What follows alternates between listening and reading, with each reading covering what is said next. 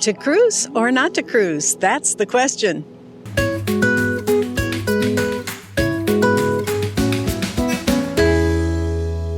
I recorded this video in January of this year, and right away, as soon as I got ready to upload it, the CDC came out with a caution against cruising. So I opted not to upload it. But it's April now, and I think a lot has changed. I look a little different, and some of the statistics are also a little different, but the advice still stays the same. So enjoy the video. Hi everybody, and welcome to Fun to Know with Carol. My name's Carol, and I'm here every Tuesday to help you connect with your curiosity. If you're itching to go on a cruise this year, there's certainly a lot to consider. The pandemic, your budget, what's available. But as we start what's known as wave season, January through March, there are some things to consider, and I'll help you wade through all of them. If you've come to terms with traveling mid-pandemic, and there certainly is a lot to consider there are some deals to be had, including free airfare, pre-cruise hotel stays, cabin upgrades, and onboard credits, as well as included drinks and Wi-Fi, all kinds of interesting things like that. I'll show you how to get the most out of those freebies as well. But first, let's talk about this whole COVID thing. I reached out to a friend of mine who is also a travel expert. Her name is Paula, and she has a company called All About Cruises, and that's all she does is cruises. Of course, the last couple of years have been very, very bleak, but Paula is encouraged with what's going on this year, and she had a couple of pieces of advice for me. I wanted to find out from a professional I could trust, and Paula has been in the business for 30 years, so I know I can trust her, about what exactly is going on with cruise lines and COVID restrictions. Of course, her perspective is colored by her experience, as is all of ours, but I think it's solid and can be extremely helpful for us. First of all, Paula advises that you book through a travel advisor because they are getting updates every Monday from all the cruise lines, and they're the ones who can pass that information on to you. It would take hours for us to investigate all of that ourselves and still might not be thorough enough. As long as COVID is a part of what we're doing, it's going to dictate what happens. So that information is what a travel advisor will share with you and save you a ton of time.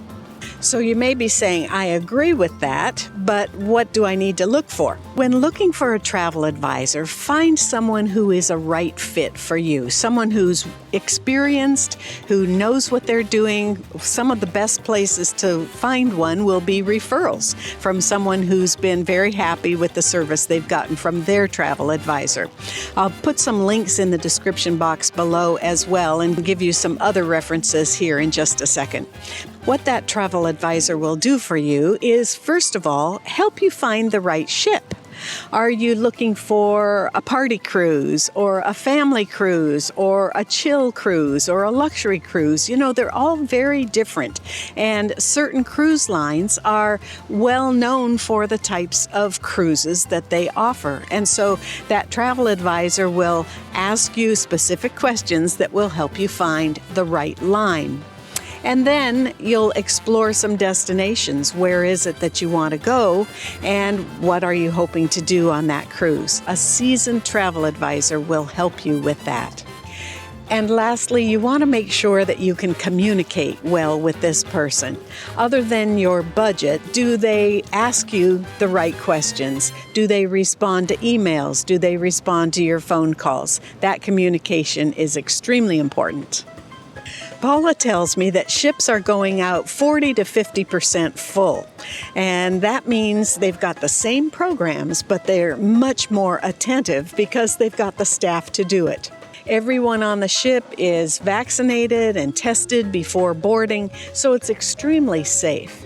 Besides referrals from family or friends, if you know the cruise line that you want to go on, let's say it's a Disney cruise, you can go to their website and there will usually be a link that says find a travel advisor. That would be a way that you could look for someone in your zip code that could provide that service for you. it's a good idea to get a referral for more than one travel advisor.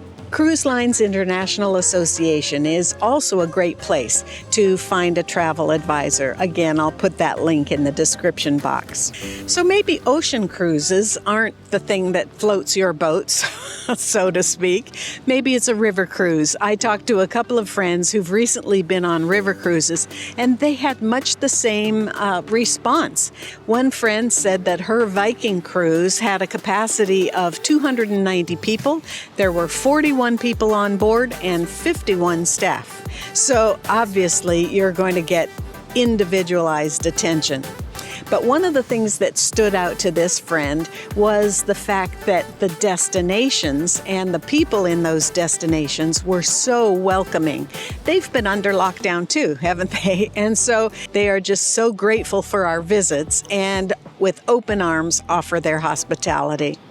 If you're cruising with a large company like Viking or Grand Circle Travel, you know that you will have contacts all along the way. So my friend said that the biggest hassle really was the flights to and from, just making sure that the COVID testing and all was being done. But once on the cruise, that was just a breeze. So having contacts all along the way from a large, well-known company is going to be essential for you to have a trip that's worry-free.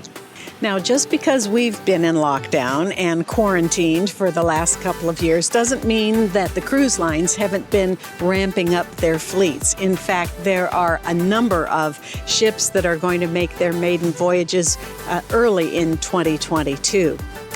River cruise lines are doing the same, and a couple of them have really expanded. I found this fun to know. Here's an example. It's pretty pricey, at least in my estimation, but it's pretty cool to know that there is this capability out there. It's the Seabourn Venture. Seabourn is the company, and the ship's name is Venture. It's an expedition ship from this 33-year-old company. Now check this out. It's a hardy vessel intended to explore some of the world's most remote places, the Arctic, Antarctica, and the Amazon in warmer weather.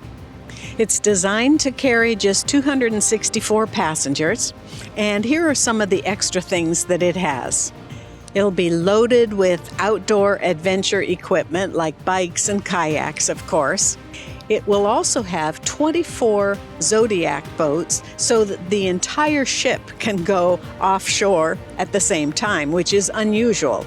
And it'll be home to 26 expedition guides like scientists, botanists, naturalists who will lecture regularly on board and lead guided tours on land.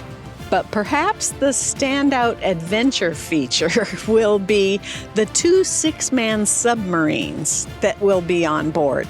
Passengers on these submarines will be able to explore underwater in the polar regions as well as above water.